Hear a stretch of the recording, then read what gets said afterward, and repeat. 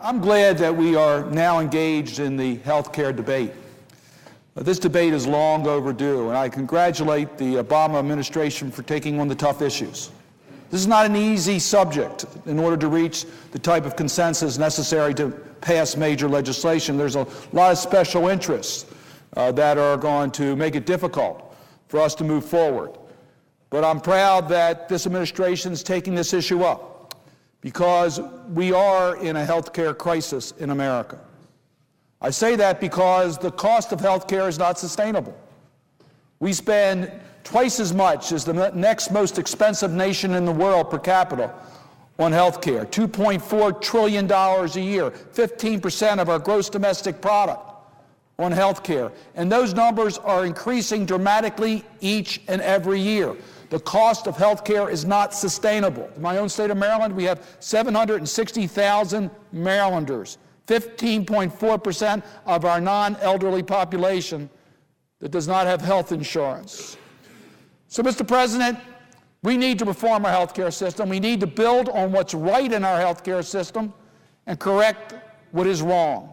Now, what is right is that we have some of the highest quality health care in the world. I'm proud of the fact that people from all over the world travel to my own state of Maryland to visit Johns Hopkins University or University of Maryland Medical Center or NIH in order to get their health care needs met or to train their health care professionals. We want to maintain that edge in America of leading edge technology to keep people healthy.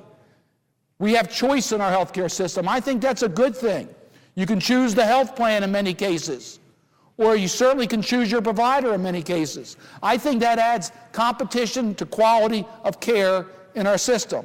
In 1997, we amended the Medicare bill to include preventive health care services. Well, that has kept our seniors healthier, better lives, and less costly to the system itself. If we can detect diseases at an earlier stage, in some cases we can even prevent diseases by preventive health care.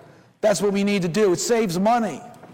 Preventive health care services cost in the hundreds of dollars. The surgery related to diseases not caught in early stages are in the tens of thousands of dollars. It makes sense economically, and President Obama's right to invest in health information technology, that will save money and also manage individuals' care in a much more effective way. So there are a lot of ways that we can bring down the cost of health care, but let me just talk about one issue that has gotten a lot of attention on this floor by some of my colleagues that seem to be opposing health care reform before we even have a bill before us. And that is the conversation about a public insurance option. And Mr. President, I'm somewhat bewildered by this discussion because I don't hear too many of my colleagues suggesting that the Medicare system should be done away with. The last time I checked, Medicare was a public insurance program. Now let me differentiate, because I think this point has been misled on this floor, that when you have a government or an option, it doesn't mean the government provides the health care. It means it pays for the health care, as it does in Medicare. The doctors that our seniors and disabled population go to are private doctors and private hospitals, as it should be. They have choice, as they should. The public insurance option just provides the predictability of a plan that will always be there. My constituents in Maryland remember all too well the private insurance companies within Medicare who are here one day and gone the next day.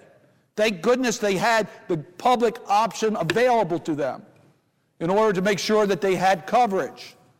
Well, that's not true in Part D today. We don't have a public insurance option, and that was a mistake. So we need a public insurance option first and foremost to deal with costs.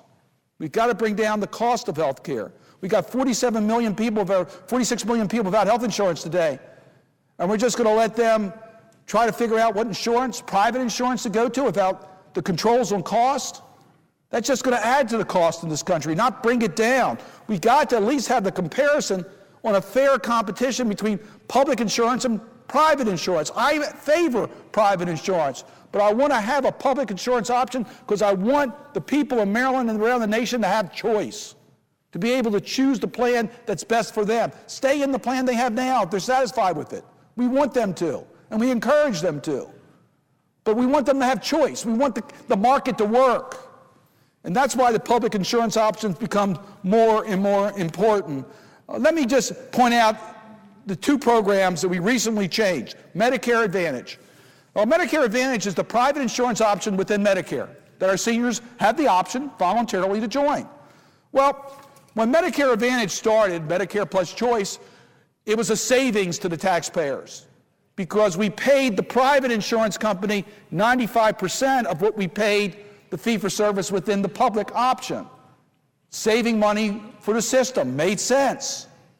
Well, guess what? Today we're paying the Medicare Advantage plans, the private plans, 112 to 117% of what we pay those who are in the traditional public option in Medicare. In other words, every person who picks private insurance costs the system money. The Congressional Budget Office, which is a nonpartisan objective scorekeeper here, says that the Medicare Advantage premium that we pay over what we would pay if they're in fee-for-service costs the system $150 billion over 10 years. So the public option is not only to offer choice to the people of our country between a plan that they want, it's available to them, whether it's a private plan or a public plan. Remember, the providers are going to be private. This is not who provides the benefits, it's who pays for it, who puts together the plan. Will save the system money.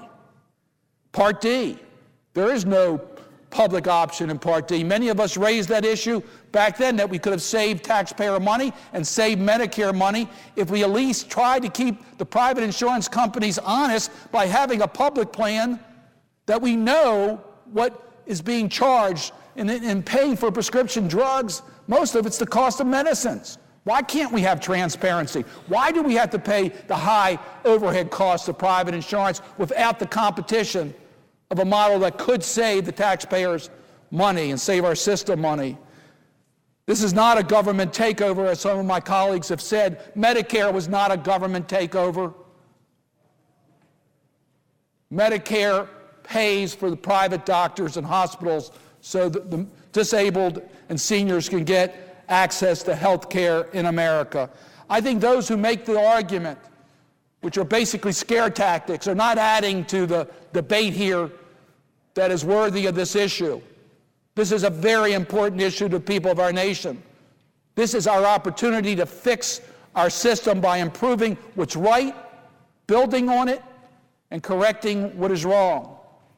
Let's strengthen the good parts of our system. Let's strengthen those coverage that people are happy about, the employers who are providing health benefits to their employees where it's working. But let's correct the runaway costs in our system, and let's provide a reasonable way that those who don't have health insurance can get health insurance. And if we can work together, Democrats and Republicans, this is an American problem. This is about America's competitiveness. This is about American families being able to afford their health care. This is about balancing our budgets in the future so America can continue to grow as the strongest economy in the world. But it starts today in this debate about fixing one of the underpinnings of our economy that is out of whack. We need universal coverage. We need to have options available that will keep health care affordable for all people in this country and provide quality care for each American. That's what this debate is about. And I applaud our committees that are working on this, and I applaud all the members of this body and the House who are seriously engaging in this discussion. I think we can all learn from each other, and if we work in good faith, we can develop a health care reform proposal that will maintain quality but provide access and affordability to every family in America. That should be our objective, and I hope we will all work towards that end.